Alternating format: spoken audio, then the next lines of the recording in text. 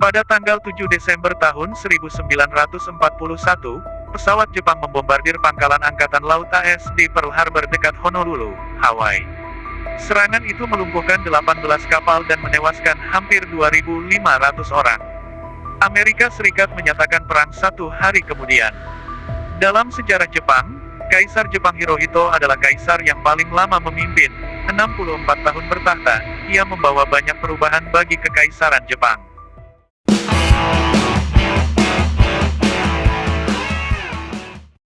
Assalamualaikum warahmatullahi wabarakatuh, geng. Apa kabar kalian nih, geng? Saya Alfian. Kali ini kita akan membahas tentang Kaisar Jepang yang katanya kontroversial. Dia adalah Kaisar Hirohito. Apa sih yang kontroversial dari dia, geng? Coba kita bahas di video kali ini, geng. Tapi sebelum itu jangan lupa tekan tombol subscribe-nya, geng. Dan bagi kalian yang udah subscribe, saya ucapkan terima kasih. Yuk langsung kita bahas, geng. Yuk belajar bersama. Let's go.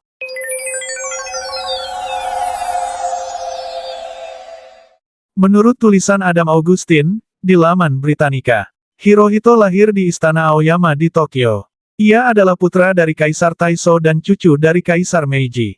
Di awal kehidupan dia mengembangkan minat dalam biologi kelautan. Ia bahkan sempat menulis beberapa buku tentang biologi kelautan. Pada tahun 1921, Hirohito mengunjungi Eropa.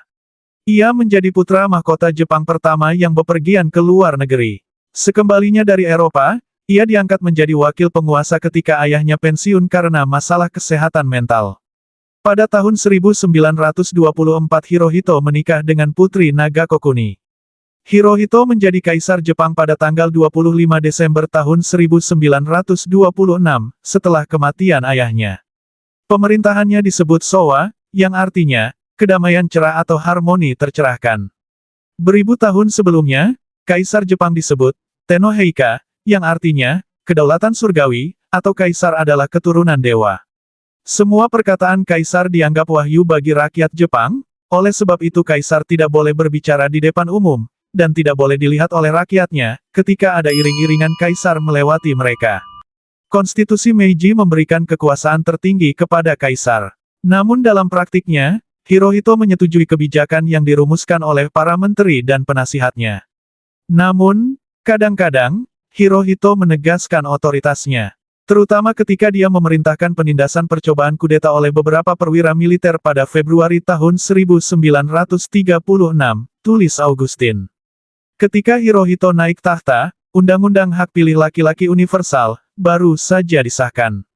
Partai-partai politik mendekati puncak kekuasaan mereka sebelum perang. Namun, ekonomi yang anjlok, militerisme yang meningkat, dan serangkaian pembunuhan politik menyebabkan krisis bagi gerakan pro-demokrasi. Hirohito, otoritas spiritual tertinggi bangsa dan panglima angkatan bersenjata, memecat Perdana Menteri pada tahun 1929. Perdana Menteri berikutnya ditembak dan terluka parah.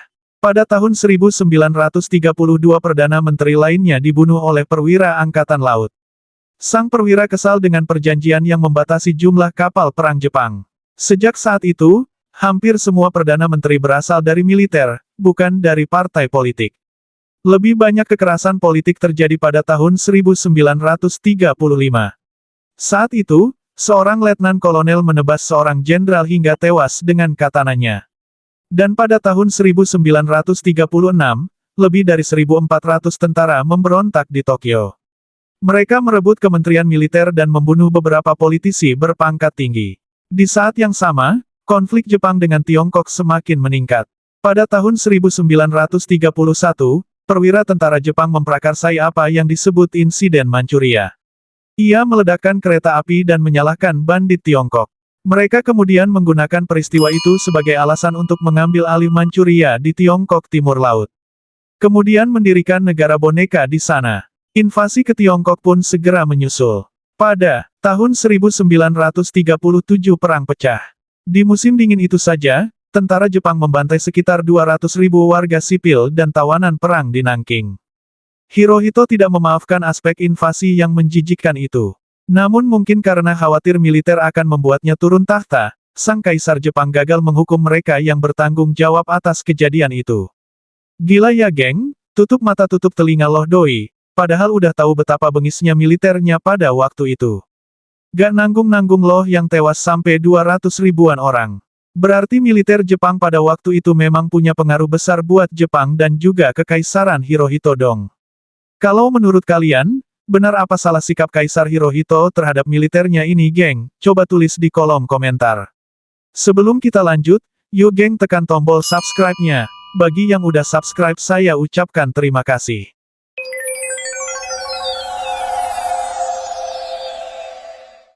Pada bulan September tahun 1940, Jepang menandatangani Fakta Tripartit dengan Nazi Jerman, dan Fasis Italia.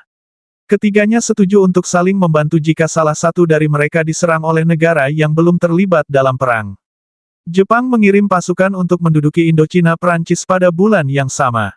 Dan Amerika Serikat menanggapinya dengan sanksi ekonomi, termasuk embargo minyak dan baja.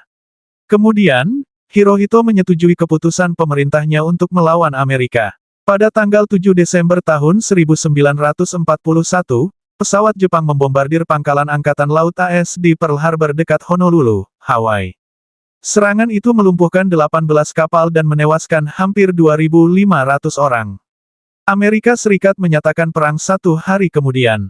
Selama 7 bulan berikutnya, Jepang menduduki Hindia Belanda, Singapuranya Inggris, Papua Nugini, Filipina, dan sejumlah lokasi lain di Asia Tenggara dan Pasifik.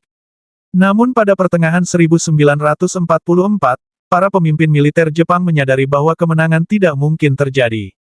Meski begitu, Jepang tidak berhenti bertempur sampai bom atom dijatuhkan di Hiroshima dan Nagasaki. Pada tanggal 15 Agustus tahun 1945, Kaisar Hirohito membuat siaran radio yang mengumumkan bahwa Jepang menyerah. Itu diumumkannya melalui siaran radio nasional. Dan itulah pertama kalinya rakyat Jepang mendengar suara kaisar mereka. Dalam siaran bersejarah kedua, pada tanggal 1 Januari tahun 1946, Hirohito menyangkal status Kaisar Jepang yang setengah dewa. Dan ini pula lah yang merubah kekaisaran Jepang, yang dulu dianggap sebagai setengah dewa, sekarang hanyalah sekedar kaisar biasa saja. Dan setelah itu, beberapa pemimpin sekutu Amerika ingin mengadili Hirohito sebagai penjahat perang. Jenderal Douglas MacArthur, yang memimpin pasukan pendudukan Amerika Serikat di Jepang, merasa akan lebih mudah menerapkan reformasi demokrasi jika Hirohito tetap menjabat. Hirohito tetap menolak status keilahiannya. Sejak saat itu, Jepang menjadi monarki konstitusional. Kedaulatan terletak pada rakyat, bukan pada kaisar, yang kekuasaannya sangat dibatasi. Masih menurut Augustin, Kaisar Jepang ditunjuk sebagai simbol negara dan persatuan rakyat, imbu Augustin.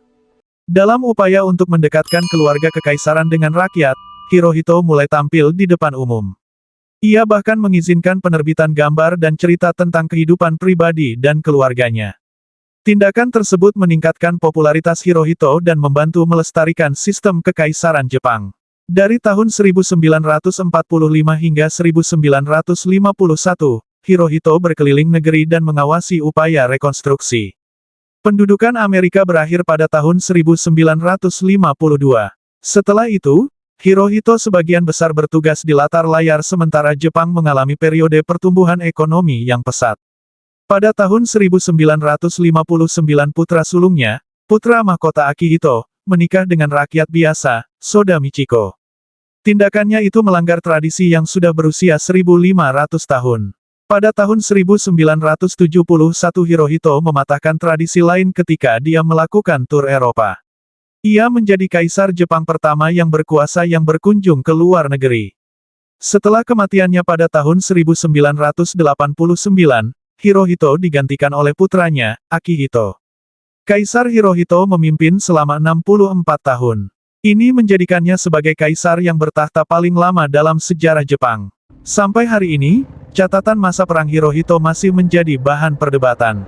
I wish that the punishment will fall on me.